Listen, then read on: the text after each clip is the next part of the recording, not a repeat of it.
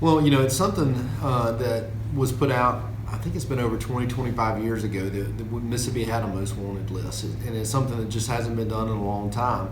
Um, Back when it was done, of course, we didn't have social media, and it was a much different landscape when you were trying to get the list out.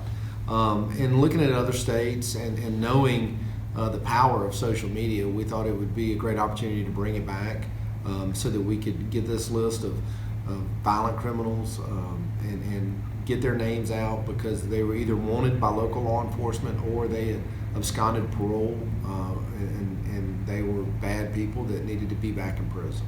So we got together, myself, Director of NBI, Colonel Morrison, our public affairs officers with MHP and Colonel Ginn, and decided that we wanted to do a Mississippi's Most Wanted list again. And so we got the process going by contacting local law enforcement, contacting other state agencies and saying, look, if you've got anybody that meets this criteria, send us their name.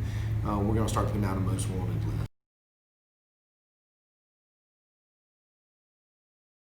The main thing is that they have to be wanted on NCIC, and then the other major component is they had to be some sort of violent criminal or a sex offender, and or if it is a major drug trafficking person that's wanted, we will also put them on that list.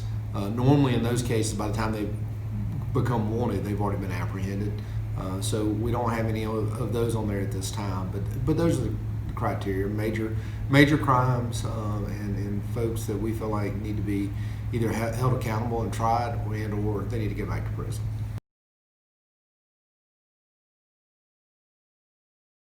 It really has been unbelievable. We released it on Thursday, January 8th, I believe, and almost immediately we started getting tips. And if you went to our Facebook page, you could see, at least on a couple of the people, folks saying, "Oh yeah, that's the guy. We recognize him. We see him. I saw him the other day." And so they start communicating and calling in our tips to Crime Stoppers, which is another division of DPS, letting them know that they have information about the whereabouts. And our number one person on our list was a guy named Alan Henderson. And Alan had choked his girlfriend to death in Pearl and left their 9-month-old child with the dead mother in front of the daycare. He was convicted of manslaughter, got out on a parole after serving most of his sentence, and then after a short time just quit showing up for parole and absconded, and so has been at large for almost a year and a half.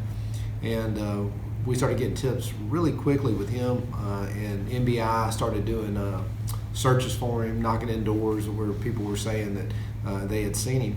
Turns out he was working as a preacher and doing that on the side, and so God might have forgiven him, but he still owes a debt to the state of Mississippi. So he's turned himself in, and we're going to make sure he finishes his sentence at Parchman. Kevin Donald Cope. He was another individual that as soon as we got the list up, you could see people commenting about Coach Cope. He had been charged with a sex offense with one of his students, had failed to appear, and there's warrants out for his arrest. We got the most wanted list out, and a Clinton PD officer who had written him a ticket the week before recognized his face, recognized his name, went and told his superiors. They put a team together, went knocked on the door, picked up Coach Cope, and he's in the Hinds County Jail waiting extradition to his county where he's going to answer for the crimes that he's committed. And so I really want to thank local law enforcement, state law enforcement. I want to thank the men and women of the state who take the time to look at the list and then go ahead and make the report and make the tips.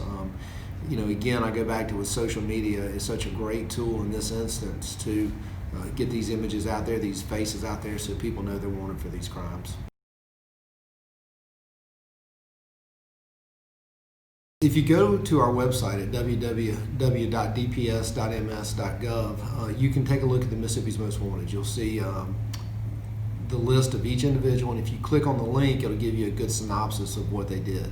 But it also has information on who you can call. You can call the local law enforcement agency from which they're wanted, or you can call Crime Stoppers. And if you call Crime Stoppers, we'll get the tip to whoever it needs to get to go after them.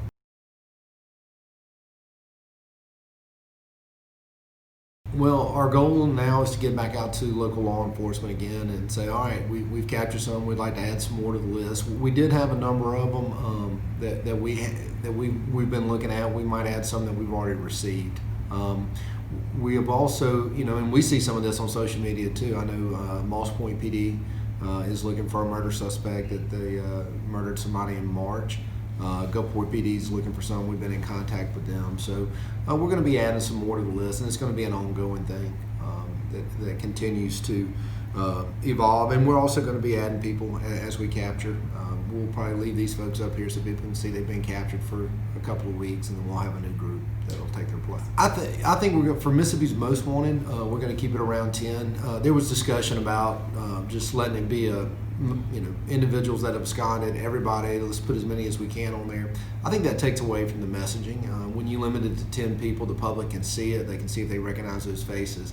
If you put too many, they're not going to be able to see those faces. So we look towards what the FBI does, and that's kind of their model, and we figure they've been doing it a long time. Just follow what they've put out there.